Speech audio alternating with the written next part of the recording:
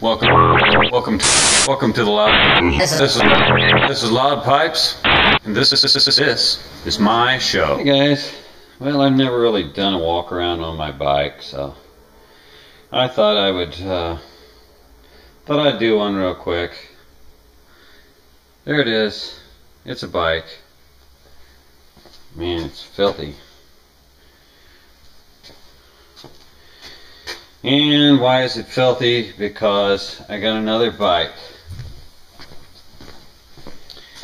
Oh, here we go.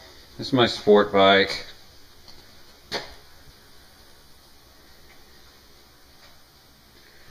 It's pretty nice. It's 2009 1200 Sportster. Yeah, it's pretty sweet.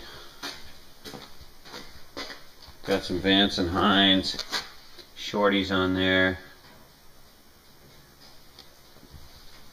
Other stuff. Oh wait, that's not my bike, that's my brother's bike. Here's my other bike. This is the my new project.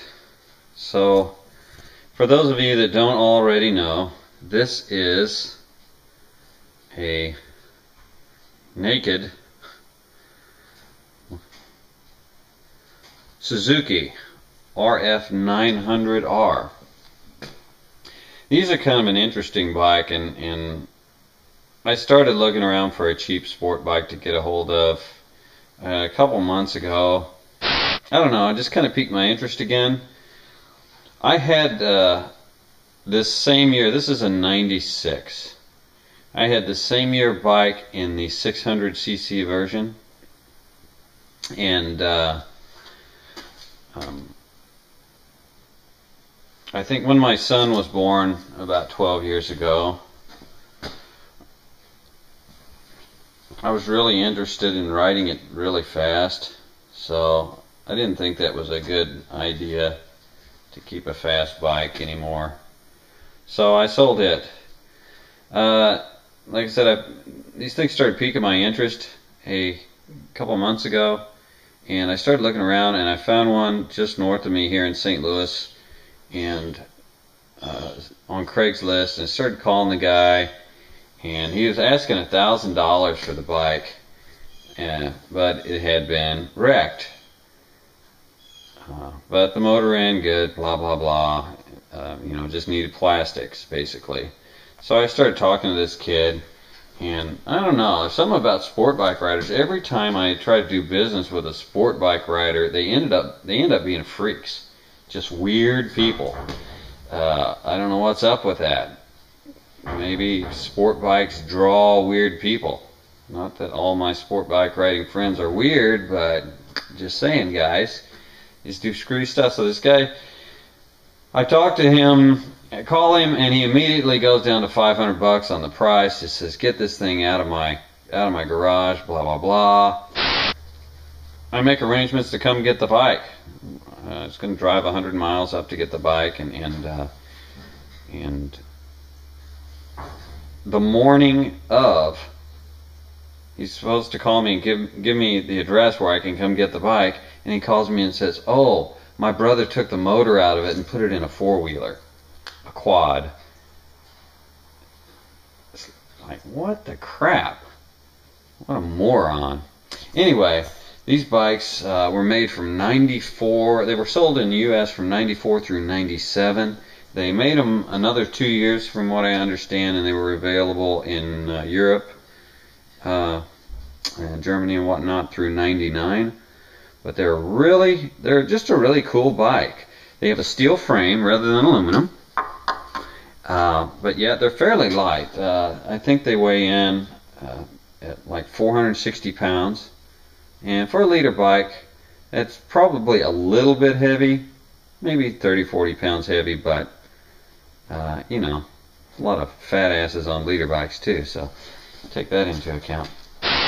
This motorcycle stock actually still holds a world record. Okay, get this. You guys know I'm an iron butt rider. So this motorcycle stock still holds a world record for the fastest or the most miles in a 24-hour period. Unfortunately for the riders, it took 18 of them to accomplish this. But this motorcycle stock, other than I think they added infrared heat sensors on the tires to make this run, but I think it was done in Germany, if I remember correctly. They took this bike to a track, and they averaged 153 miles per hour for 24 hours and a total of 3,600 and something miles. You can look up the RF900R on Wikipedia and it'll give you that little story, but this motorcycle stock still holds the 24-hour high mileage world record. It's held it since 1994. I guess nobody's ever tried it on a Hayabusa.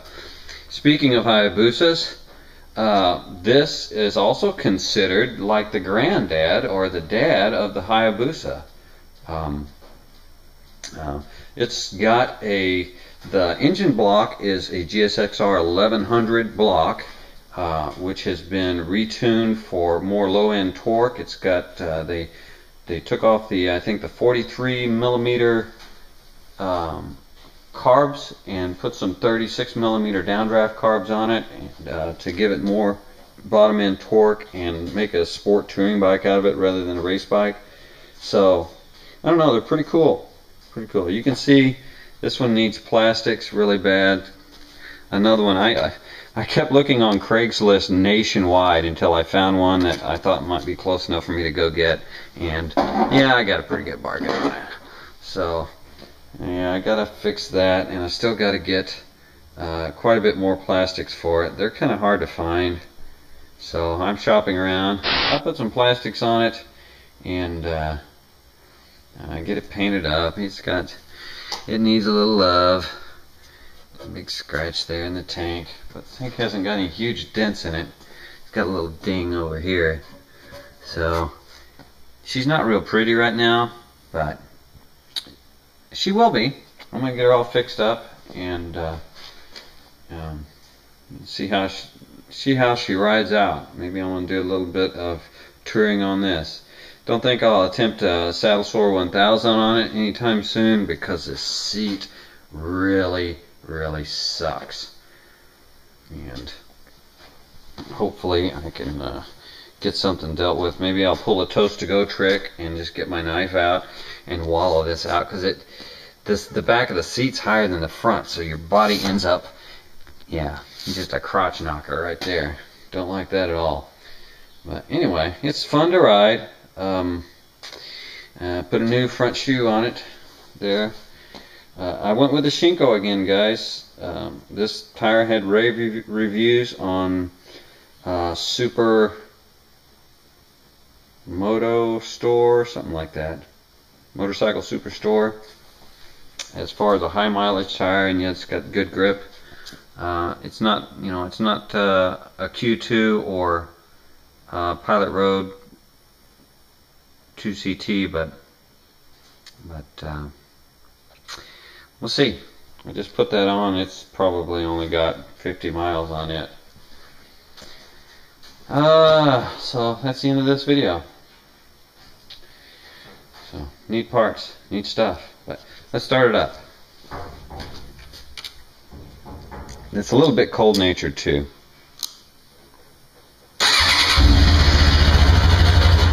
Come on, baby.